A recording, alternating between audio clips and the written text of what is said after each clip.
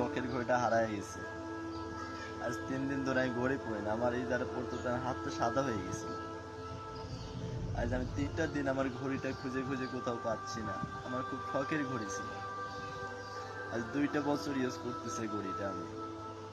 ওই ঘড়িটা আমার এতটা মানে খুব কাছের ছিল যে বলার মতো না। কারণ ওই ঘড়িটা আমি দোকানদার থেকে পড়াইতে হলে আমি কেঁদে কেঁদে মনে করেন যে কেঁদে তো না, মানে অনেকক্ষণ ঝিমে ঝিমে ঘড়িটা নিয়েছিলাম।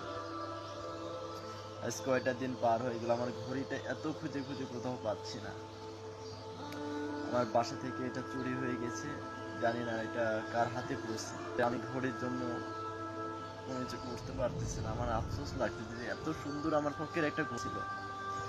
মানে ওই ঘড়িটা ওয়াটার প্রুফ, পানিতে ইউজ করছে, আমি নিজে গোসল করছি পানিতে, কোনো কিছু ঢুকি নাই।